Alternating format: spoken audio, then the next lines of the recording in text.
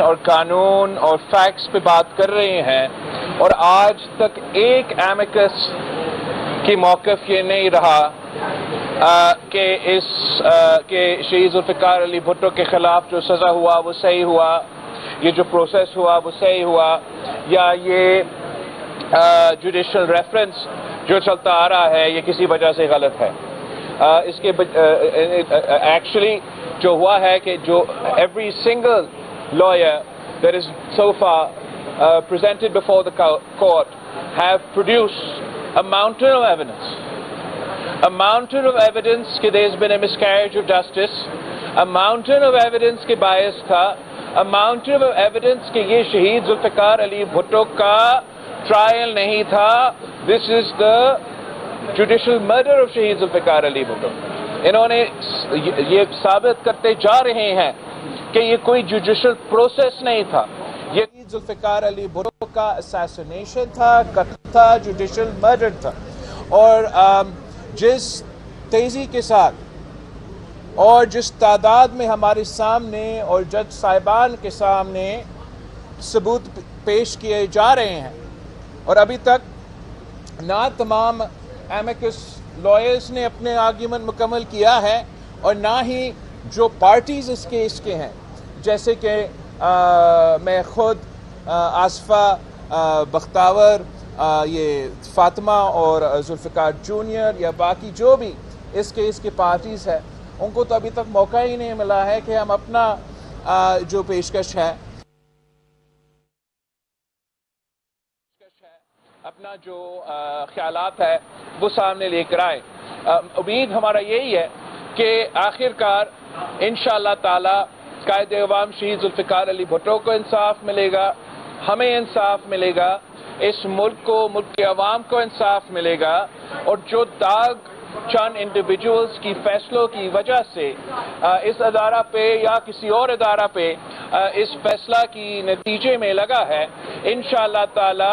جلد اس داغ کو ہم نہ صرف دھوئیں گے مگر آگے آنے والے دنوں کے لیے، آنے والے مستقبل کے لیے ایک ایسا مثال قائم کریں گے کہ انشاءاللہ تعالی آگے جا کے اس قسم کا ناانصافی نہ ہو۔ آپ سب کا بہت شکریہ۔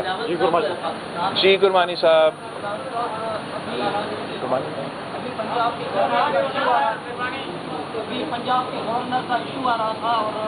ایشو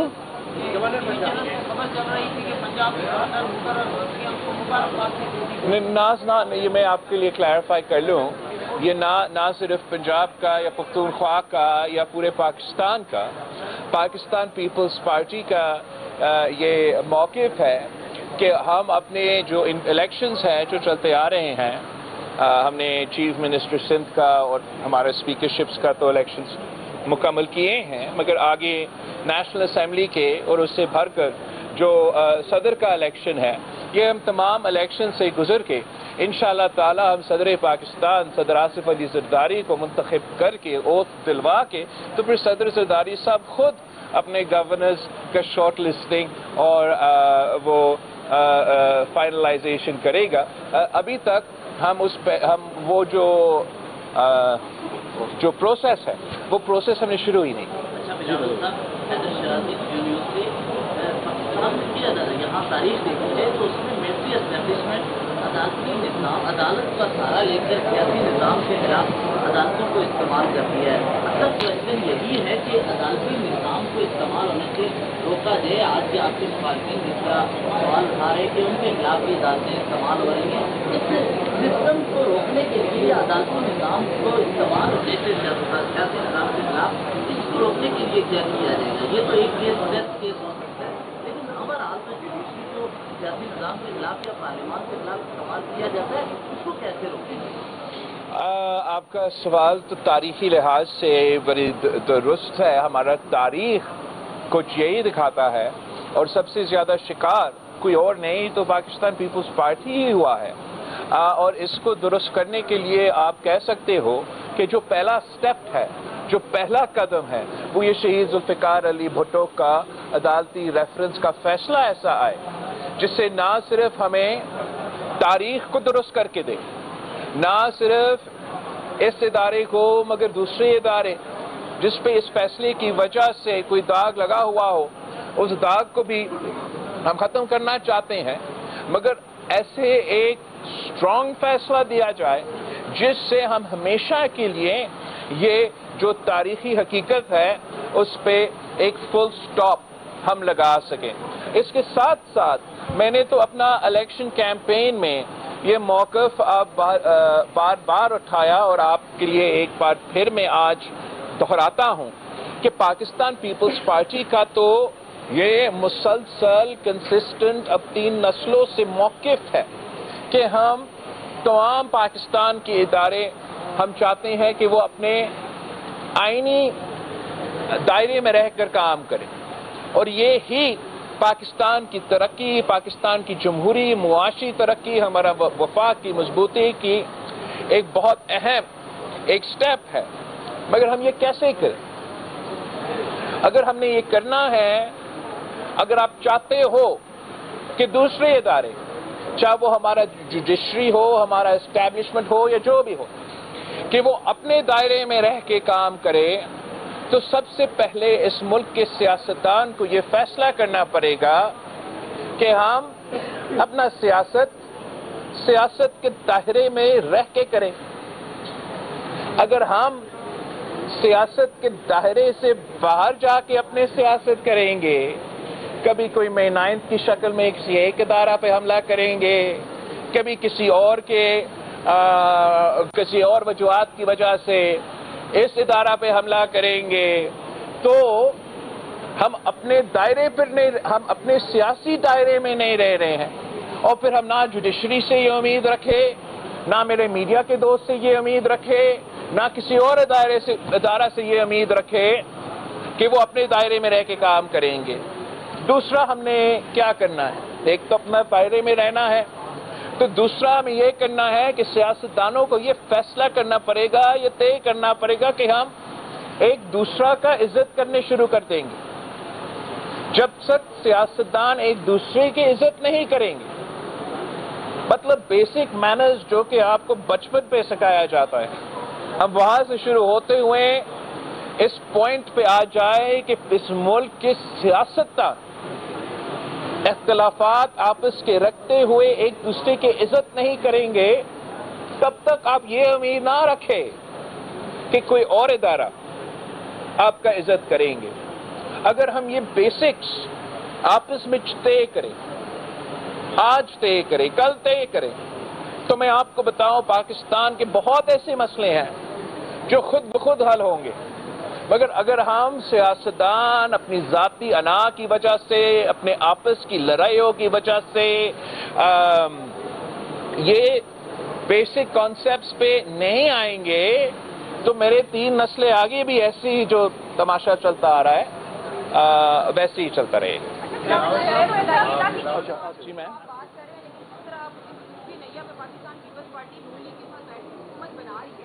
عوام کو کیا مستقبل دیکھ رہے ہیں؟ اس اتوار میں ہم نے دیکھا کہ جب EVM آئی تب بھی پیپلز پارٹی بیچ میں سے نکل گئی کیونکہ فیصلے عوام کے حق میں نہیں ہیں۔ اگر ان فیوچر رول لیگ کی طرف سے ایسے کوئی فیصلے آتے تو عوام کے حق میں نہیں ہوں گے، عوام کو مسائل ہیں۔ باہر آپ جا کر دیکھیں، روٹی کپڑا مکان جو پاکستان پیپلز پارٹی کا بنیادی نعرہ ہے، اس کے پیچھے اس وقت عوام آپ کو روٹی ملتی بھی نظر آئے گی۔ 2 وقت کا کھانا لٹرلی پہلے لوگ سے باتیں کرتے تھے، اب باقی لوگوں کو کھانا کھانا کیا پلان ہے آپ کے پاس؟ اور اگر نون لیگ آپ کا ساتھ نہیں دیتی تو اس صورت میں آپ کیا کریں گے؟ کیونکہ میڈیا میں آپ نون لیگ کو آزما دیتے اور نون لیگ آپ کو آزما دیتی ہے، آپ لوگ ایک ساتھ بیٹھے، عوام کا کیا ہوگا؟ دیکھو، پاکستان پیپلز پارٹی تو اگر صرف اپنے بارے میں سوچتے تو ہم پتہ نہیں کیا کیا کر دیتے۔ حالات کیا ہے؟ ایک تو میں حکومت بنانے کا پوزیشن میں نہیں ہوں، نہ میرا رسپانسبلٹی ہے، میرا نمبرز ایسے نہیں ہیں، تو میں یہ کہہ سکتا تھا کہ میں پورا پروسیس سے میں تو لاتعلقی کا اظہار کرتا ہے، میں اپنے ممبرز کو لے کے نیشنل اسمبلی میں ہم اوتھ کریں گے اور ادھر بیٹھیں گے۔ کیا وہ اس عمل کا اگر میں یہ فیصلہ کر دیتا تو پھر کیا جو آپ نے ایشوز اٹھائیں معاشی بحران کے، روٹی کپڑوں مکان کے، یہ خود بخود حل ہو جائیں گے؟ اگر میں کہتا کہ میں نے پہلے بھی مسلم لیگ کے ساتھ کام کیا ہے اور اب تو یہ فول می ونس فول می ٹوائس فول می تھرائس کا سلسلہ تو چلتا آ رہا ہے، تو اب بس نہیں، میں نہیں کرتا. تو اس سے پاکستان کے عوام کہ جو بنیادی مسئلہ ہے جس کا آپ نے ذکر کیا، روٹی کپڑا مکان کا، معاشی بحران کا، نہ وہ ایڈریس ہو جاتا، اور جس کیوس اور انسٹیبلٹی آپ کے سامنے نظر آ رہا تھا یہ فیصلہ کرنے سے پہلے کہ ہم ان کو ووٹ دیں گے، اس کی نتیجے میں نہ صرف ہمارا معیشت کو نقصان، ہمارا پولیٹیکل سٹیبلٹی کو نقصان، ہمارا جمہوری نظام کو نقصان، مگر ہمارا وفاق کو نقصان ہوتا جا رہا. تو پاکستان پیپلز پارٹی نے فیصلہ کیا کیا؟ ہم نے فیصلہ یہ کیا کہ جو ہمارے پاس ووٹ مانگنے آئے ہیں ان کو چلے ہم جا کے ووٹ دیتے ہیں. جو دوسرا سیاسی جماعت ہے سنی اتحاد کونسل، انہوں نے میرا ووٹ مانگا ہی نہیں. اب وہ کیسے اعتراض کر رہے ہیں کہ کسی اور کا حکومت بن رہا ہے؟ خود کوشش نہیں کریں گے تو ان کا حکومت تو نہیں بنتا. ان کا اتنا اعتراض ہی نہیں ہے جتنا وہ سیٹس کلیم کرتے ہیں. تو اکیلا ہر صورت میں فیبری 8 والے، فیبری 9 والے جو بھی ہو، کسی بھی سچویشن میں وہ اکیلا حکومت بنانے کے پوزیشن میں نہیں تھے. انہوں نے خود یہ فیصلہ کیا کہ ہم سے بات نہیں کریں گے. تو پھر ہمارے پاس یہی آپشن ہے کہ جو بات کر رہے ہیں ان کو ہم موقع دیں کہ وہ پوری طریقے سے اپنا پالیسی پہ عمل درآمد کر کے نہ صرف ہمارا معاشی ایشوز کو مگر دوسرے ایشوز کا کوئی حل نکالے. اور پاکستان پیپلز پارٹی پارلیمانی نظام کو استعمال کرتے ہوئے جو ہمارا انپٹ ہے وہ ہم دیتے رہیں گے. ویسے ہم سنی اتحاد کونسل کے بہت شکر گزار ہیں کہ انہوں نے تو مریم نواز صاحبہ کو بھی ان اپوزڈ چیف منسٹر الیکٹ کروا دیے ہیں. انہوں نے چیف منسٹر مراد علی شاہ صاحب کو اب تاریخ میں پہلی بار تیسری دفعہ جو ہے وہ وزیر اعظم بن رہا ہے، اس کا بھی وزیر اعلیٰ بن رہا ہے، تو اس کا مخالفت ابھی نہیں کی. اور اس لیے کہ میرے ووٹ بھی نہیں مانگے، مجھے کنونس کرنے کی کوشش بھی نہیں کی کہ میں شہباز شریف کو ووٹ نہ ڈالوں. تو میں سمجھتا ہوں ہمیں تو سنی اتحاد کونسل اور پی ٹی آئی کا شکریہ کرنا چاہیے کہ شہباز شریف صاحب بھی تقریباً ان اپوزڈ ہی ان کا پھر یونانیمس وزیر اعظم بنتا چاہ رہا ہے. اس صورتحال میں تو آپ بھی خوش ہو جائے، میں بھی خوش ہو جائے، میں اور کیا کہوں.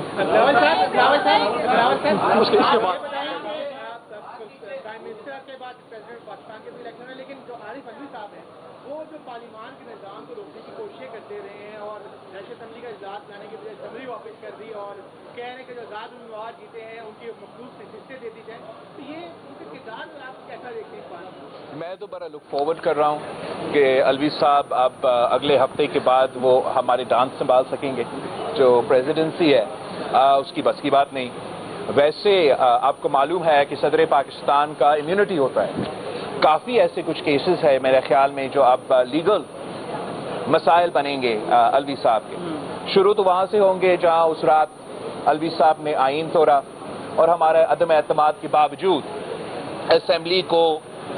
ڈیزالو کیا. اور اب جبکہ کانسٹیٹیوشن میں کلیئرلی لکھا ہوا ہے کہ ہر حال میں آپ نے یہ 29 فروری تک اسمبلی کو سمن کرنا ہے، اور عارف علوی صاحب آئین کو توڑتے ہوئے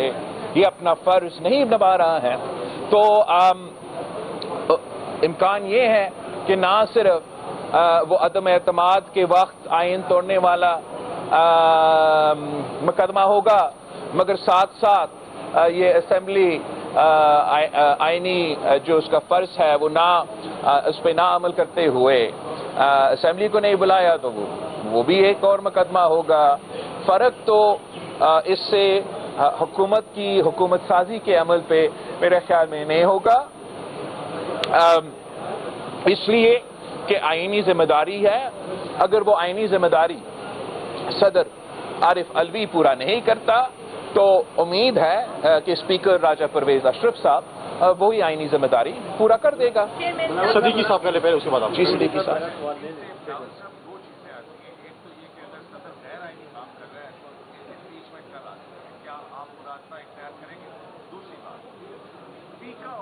جس طرح سے میڈیا کو گیگ کرنے کے لیے استعمال ہو رہا ہے as a Peoples Party parliament کے اندر آپ اس قانون کی تبدیلی کے حوالے سے کیا سجیشنز رکھتے ہیں؟ جہاں تک امپیچمنٹ کی سوال ہے آپ کا، میرے خیال میں وہ ضروری نہیں ہوگا، اس لیے جیسے ہی تمام جو پورا الیکٹورل کالج ہے، نیشنل اسمبلی، صوبائی اسمبلی، وہ سب ان پلیس ہوں گے، تو صدر عارف علوی کا تو ٹرم ختم ہو چکا ہے، اور ہم نے اپنے الیکشن کا پروسیس امپیچمنٹ کے بجائے ہم الیکشن کے پروسیس کے تھرو انشاءاللہ تعالی علوی صاحب کو ریپلیس کریں گے۔ جہاں تک پیکا کی آپ کی ذکر ہے، اس پہ ضرور جہاں تک فریڈم آف دا پریس کی بات ہے یا ماڈرن ٹیکنالوجی، اب یہ ڈیجیٹل میڈیا آ چکا ہے، تو ان تمام ایشوز کو جب بھی اگر قانون سازی کا کوئی عمل ہوتا ہے تو اس میں پاکستان پیپلز پارٹی کے ساتھ ساتھ جو بھی نیشنل اسمبلی میں سیاسی جماعتیں ہیں وہ اپنے موقف دیں گے۔ ہمارا موقف یہ ہے کہ پاکستان میں جتنا بھی زیادہ ہم جمہوریت لے کر آئیں گے، جتنا ہی زیادہ ہمارا فریڈم آف دا پریس ہوگا، فریڈم آف دا جوڈیشری ہوگا، جتنا زیادہ فریڈمز ہوں گے اتنا ہم بہتری لے کر آ سکیں گے۔ سونیا کا پروسیس کیا بلاول بھٹو زرداری اڈیالہ جیل کی ملاقاتوں سے شروع کر سکتا ہے؟ آئی تھنک ریکنسیلیشن کا پروسیس بہت ضروری ہے، مگر اتنا آسان نہیں ہے، بیکاز ایک ریکنسیلیشن کا پروسیس جو چارٹر آف ڈیموکریسی کا وقت ہوا تھا تو تب دونوں طرف نے اپنی غلطیاں تو تسلیم کر لیے، رائٹ، کہ چاہے وہ شہید محترمہ بینظیر بھٹو اور پاکستان پیپلز پارٹی کا اپنا، اور زیادہ تر جو ہمارا مسلم لیگ کے ساتھ انہوں نے بھی اپنا جو غلطیاں ہیں، ہم نے وہ تمام غلطیاں کو تسلیم کر کے اپنی غلطی آگے کا رائے عمل طے کیا۔ پی ٹی آئی کا مسئلہ یہ ہے کہ وہ اپنا کوئی غلطی نہ تسلیم کرتے ہیں، نہ ان کا موقف یہ ہے کہ اگر ان کو کل موقع ملا وہ کوئی اور انداز میں اپنے آپ کو چلائیں گے۔ وہ آج بھی نہ آئین میں مانتے ہیں، نہ جمہوریت میں مانتے ہیں، نہ اس نظام میں مانتے ہیں۔ تو ریکنسیلیشن کی پروسیس کا آغاز تب ہو سکتا ہے، میں ماننے کے لیے تیار ہوں کہ ہم انسان ہیں، انسان سے غلطیاں ہوتے ہیں، مجھ سے بھی غلطیاں ہوئے ہوں گے، مگر سب سے زیادہ غلطیاں تو شخص نے کیا جو آج اڈیالہ جیل میں ہے۔ اگر وہ اپنا غلطیوں کو تسلیم کرنے کے لیے تیار نہیں تو پھر یہ جو ریکنسیلیشن کا پروسیس جس کا ذکر پہلے ہی دن صدر زرداری نے، آپ کو یاد ہوگا جب ہمارا نمبرز پورے ہو رہے تھے تو اس پریس کانفرنس میں بیٹھ کے صدر زرداری نے تو یہ پیغام دیا کہ جو ریکنسیلیشن کا پروسیس وہ کرے گا اس میں پی ٹی آئی شامل ہوگا۔ میں سمجھتا ہوں جو اس میں مشکلات ہوگا وہ اتنا کہ آج تک پی ٹی آئی ماننے کو تیار نہیں ہے کہ ہم سے کوئی غلطی ہے۔ سونیا مراد علی شاہ کو وزیر اعلیٰ سندھ بنایا جا رہا ہے، جبکہ آپ کو پتہ ہے کہ 2 سال پہلے بھی وہ 2 مرتبہ وہ پہلے بھی وزیر اعلیٰ بن چکے ہیں، لیکن دیکھا جائے تو انہوں نے اس طریقے سے کام نہیں کیا۔ کون کہہ رہا ہے؟ باقی آپشن کیا ہے، ابھی کچے کے ڈاکو دیکھیں تو وہ بڑا مسئلہ چل رہا ہے وہاں پر۔ کچا کا ڈاکو بھی ایک تو ڈلیور کیا، اس لیے میں بنا رہا ہوں، تیسرا آپ کہاں سے ہو؟ کہاں سے؟ نہیں، پاکستان میں کون سے شہر سے؟ چکوال سے۔ تو شاید چکوال کا ماشاءاللہ جو عوام ہے وہ سندھ میں جو چیف منسٹر مراد علی شاہ صاحب نے کامیابیاں حاصل کی ہے شاید آپ کے علم میں نہ ہو، مگر سندھ کے عوام نے وہی کارکردگی دیکھ کے ہمیں یہ تاریخی مینڈیٹ دیا ہے۔ جہاں تک مراد علی شاہ صاحب یا میرا سندھ حکومت کا پرفارمنس ہے، وہ تو ہمارا اکانومسٹ، ہمارا ایکیڈیمک حفیظ پاسا صاحب نے جو ہیومن سیکیورٹی انڈیکس پاکستان کا 2023 کا کتاب لکھا ہے، اس میں انہوں نے باقاعدہ تمام صوبے کے کمپیریزن کیا ہے، اور جہاں تک گڈ گورننس ہے، جہاں تک فریڈم آف وانٹ ہے، جہاں تک فریڈم آف فیئر ہے، وہاں تو پاکستان پیپلز پارٹیز لیڈ سندھ حکومت نے تمام صوبوں انکلوڈنگ پنجاب کو بیٹ کیا ہے پرفارمنس میں۔ تو سب سے پہلے ضروری یہ ہے کہ ہم تبصرہ جب کرتے ہیں اور کہتے ہیں کہ پرفارمنس نہیں ہے، تو کیسے چکوال میں مانتا ہوں مراد علی شاہ صاحب نے 1 ٹکا کا کام نہیں کیا، لیکن جہاں تک صوبہ سندھ ہے پرفارمنس باقی صوبوں کے مقابلے میں نہ صرف بہترین تھا، مگر جو اب آنے والے میرے مسئلے ہیں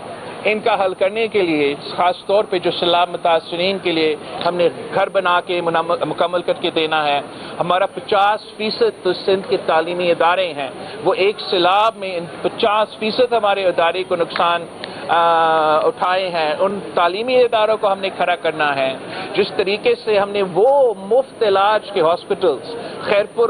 سے لے کے کراچی تک قائم کیے جو کہ چکوال میں نہیں ہے، وہ میں نے اب ہر ڈسٹرکٹ میں لے کر آنا ہے۔ تو یہ تمام کام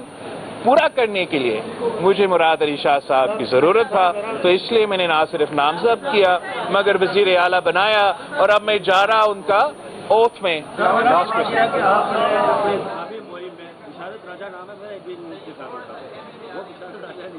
آپ نے اپنے تعبیر مہم میں یہ بڑی شرط و بط سے آواز اٹھائی کہ ہم انتظار میں آئیں گے تو سیاسی قیدی کوئی نہیں رہے گا۔ آپ اعلان جا رہے ہیں، آپ اعتراض کے ساتھ جا رہے ہیں، تو کیا آپ یہ آواز شہباز شریف کے سامنے بھی اٹھائیں گے؟ اس وقت سینکڑوں قیدی سیاسی قیدی جو ہے وہ جیلوں میں بند ہیں۔ میں نے ضرور کہا کہ میں اگر وزیر اعظم بنتا ہوں تو میں ایسے ٹریتھ اینڈ ریکنسیلیشن کمیشن قائم کروں گا جو کہ نشاندہی کرے گا، اور اگر کوئی سیاسی قیدی نکلا تو ضرور سیاسی قیدیوں کو بھی رہا کریں گے، مگر افسوس کے ساتھ پاکستان کے عوام نے مجھے وہ مینڈیٹ نہیں دیا کہ میں وزیر اعظم بنوں، تو میں تجویز تو ضرور دوں گا، وعدہ نہیں کر سکتا آپ سے۔ آپ سب کا بہت شکریہ۔ Thank you Sonia.